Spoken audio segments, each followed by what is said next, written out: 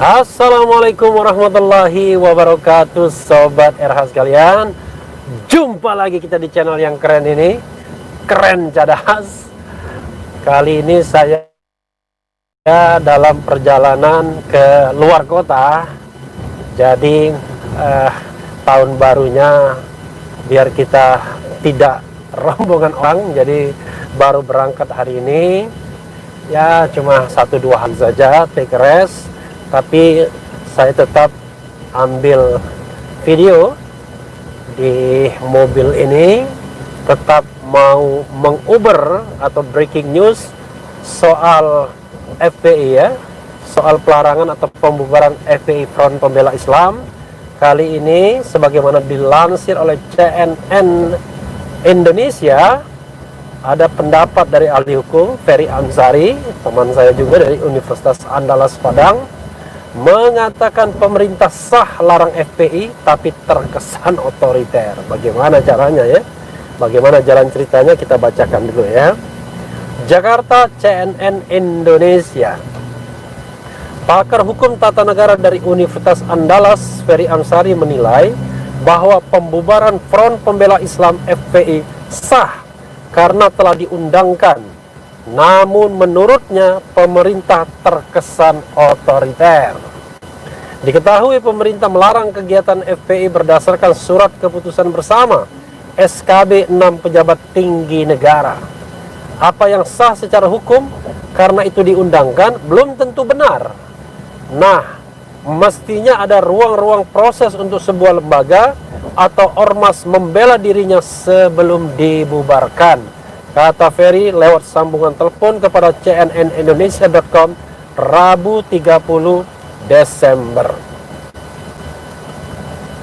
Ferry menjelaskan bahwa pelarangan FPI adalah dampak dari peraturan pemerintah pengganti Undang-Undang Perpu Nomor 2 Tahun 2017 yang telah ditetapkan menjadi undang-undang, yakni Undang-Undang Nomor 16 Tahun 2017. Dalam undang-undang tersebut, pembubaran atau pelarangan ormas tidak perlu lagi melewati mekanisme hukum di pengadilan. Pembubaran atau pelarangan ormas bisa langsung dilakukan pemerintah lewat keputusan atau kebijakan tanpa ada putusan pengadilan. Kala itu ormas pertama yang dibubarkan lewat Perpu Ormas adalah Hizbut Tahrir Indonesia (HTI). Aturan tersebut berbeda dengan undang-undang ormas sebelumnya, yaitu Undang-Undang Nomor 17 Tahun 2013 yang mana mensyaratkan putusan pengadilan dalam hal pelarangan atau pembubaran ormas.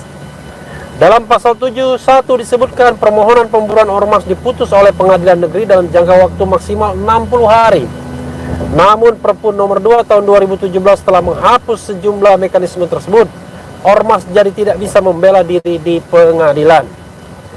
Kalau hanya karena kehendak pemerintah bubar, maka seluruh ormas atau lembaga yang berbeda pandangan dengan pemerintah bisa saja pemerintah bubarkan. Jadi itu yang membuat pemerintah terkesan otoriter, katanya.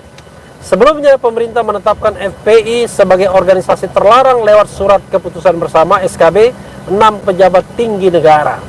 Mereka yang menandatangani adalah Mendagri Tito Karnavian, Menkumham Yasona Lauli, Menkominfo Johnny G. Plate, Jaksa Agung ST Burhanuddin, Kapolri Jenderal Idam Aziz, dan Kepala BNPT Boy Rafli Amar. Melarang dilakukannya kegiatan penggunaan simbol dan atribut Front Pembela Islam dalam wilayah hukum Negara Kesatuan Republik Indonesia. Mengutip poin ketiga SKB pelarangan FPI. Ya, Sobat era sekalian, kalau kita kembali kepada para pakar hukum ya, pakar hukum yang tentunya yang lebih independen dan masih bermukim di kampus ya, rata-rata memang sepakat bahwa seharusnya, sebaiknya pelarangan atau pembubaran suatu ormas itu melalui putusan pengadilan. Hanya masalahnya memang mekanisme demokratis dan menghargai hak asasi manusia tersebut sudah dicerabut melalui Perpu Ormas Nomor 2 Tahun 2017 yang memunculkan pro dan kontra pada tahun 2017 itu, tetapi pro dan kontra muncul bukan karena pandangan hukum yang jernih rasanya, tapi lebih pada pro dan kontra soal setuju dan tidak setuju HTI. Bagi yang pro Perpu Ormas 2 2017 yang sekarang menjadi Undang-Undang 16 tahun 2017, mereka menganggap bahwa Perpu Ormas 2017 adalah cara mudah untuk membubarkan HTI tanpa harus melalui proses pengadilan. Cukup subjektivitas pemerintah, lalu pemerintah bisa membubarkan ormas tersebut. Dan kalaupun kemudian ormas tersebut melawan di pengadilan, yaitu Pengadilan Tata Usaha Negara, PT UN sesungguhnya tidak menilai apakah ormas tersebut memang benar-benar melanggar undang-undang, ya, bertentangan dengan Pancasila atau tidak, tapi petun sesungguhnya hanyalah menguji tindakan misalnya Menteri Hukum dan HAM atau pejabat lainnya apakah sudah sesuai dengan peraturan perundang-undangan dan azas-azas umum pemerintahan yang baik atau tidak. Dalam konteks ini, yang akan diuji misalnya dalam PT UN adalah SKB, Surat Keputusan Bersama. Jadi, Sobat RH sekalian, kita harus membedakan memang hukum yang baik dengan hukum yang buruk. Walaupun hukum tersebut berlaku, ya, dan memang diundangkan, karena kita tahu hukum yang buruk bisa muncul karena pemerintahan yang otoriter, pemerintahan yang konstelasi politiknya justru ingin menghantam misalnya kelompok-kelompok politik yang berseberangan dengan pemerintah, maka dia tetap hukum, tapi hukum yang buruk, bukan hukum yang demokratis, bukan hukum yang menghargai hak asasi manusia. Sayangnya memang MK bergeming, bukan tidak bergeming, ya. Bergeming itu artinya tidak bergerak. Bergeming terhadap fenomena ini, dan dalam banyak hal memang saya termasuk yang mengkritik MK yang membiarkan presidensial threshold misalnya, membiarkan Perpu Ormas misalnya, yang betul-betul memang merupakan produk penguasa pemerintahan Presiden Jokowi. Jadi, Sobat Era sekalian, sah menurut hukum positif, tapi jangan lupa, kalau saya masih mengatakan sama seperti misalnya yang disampaikan Profesor Suteki, Pierre Suteki, bahwasanya walaupun sah, tetapi yang harus dipahami adalah ada prosedur yang tidak dilakukan oleh pemerintah. Prosedur apa itu? Yaitu prosedur untuk memberikan peringatan. Dan kalau seandainya peringatan tersebut tidak digubris dalam waktu 7 hari, maka akan dihentikan kegiatan. Tidak juga digubris, maka akan dicabut status badan hukumnya atau surat keterangan terdaftarnya, sekaligus dideklar bahwa organisasi massa itu bubar. Nah, mekanisme tersebut, Sobat Era sekalian, tidak dilakukan terhadap FPI sepanjang yang saya pahami, yang saya tahu, dan juga berdasarkan informasi yang disampaikan Profesor Pierre Suteki misalnya, karena dia klarifikasi langsung kepada FPI. Artinya, kalau Ferry Amsari mengatakan sah, memang pemerintah memiliki kewenangan tanpa due process of law untuk membubarkan partai politik, tetapi kalau itu dikatakan sah, rasanya masih bermasalah dari sisi prosedur. Ada prosedur yang dilangkahi. Dan juga kalau kita lihat misalnya surat keputusan tersebut sesungguhnya sangat tidak spesifik kesalahan apa yang diperbuat oleh FPI sehingga organisasi tersebut harus dilarang atau dibubarkan. Karena kalau misalnya kejadian-kejadiannya di masa lalu 2015, dukungan terhadap ISIS, sweeping dan lain sebagainya, it must be specific. Itu harusnya spesifik. Ya. Dan harusnya terhadap tindakan-tindakan tersebut ada sebuah putusan pengadilan yang mengatakan bahwa tindakan itu salah, merupakan tindak pidana.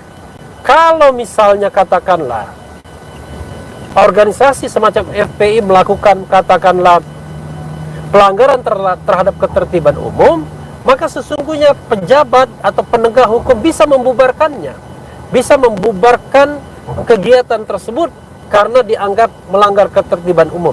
Tetapi tidak menunggu dia melakukan pelanggaran, lalu tiba-tiba organisasinya yang dilarang. Jadi sekali lagi saya masih menganggap bahwa memang pelarangan FPI ini tidak sesuai dengan prosedur tidak sesuai dengan hukum yang berlaku, meskipun hukum itu hukum yang buruk sekalipun. Padahal kalau kita mau mencari yang lebih ideal, saya mengatakan meskipun Perpu nomor 2 tahun 2017 itu sudah berlaku dan menjadi undang-undang, tetapi sebenarnya pemerintah sekarang bisa memilih untuk lebih menghormati hukum. Misalnya, kalau FPI melakukan kegiatan yang dianggap melanggar, diberikan peringatan. Masalahnya kan tidak ada. Sejak Habib Rizik pulang, pelanggarannya adalah pelanggaran protokol kesehatan yang sudah dihentikan sendiri. Bahkan Habib Rizik misalnya menyampaikan himbauan agar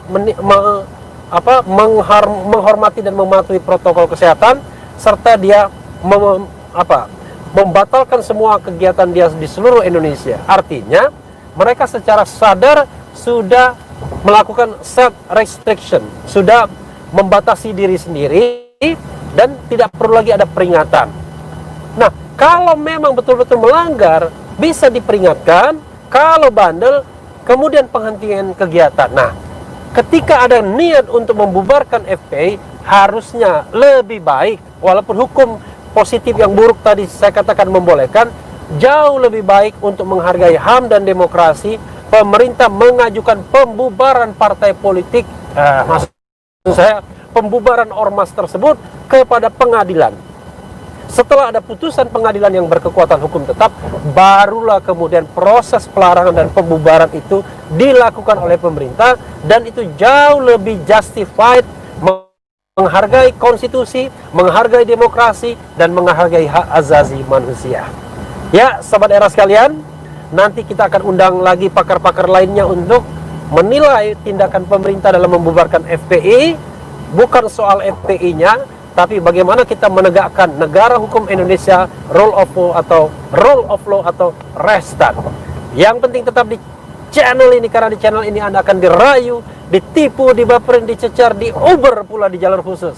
Karena channel ini adalah channel yang mengancam, memeras, dan membenci. Jangan lupa subscribe, like, comment, and share.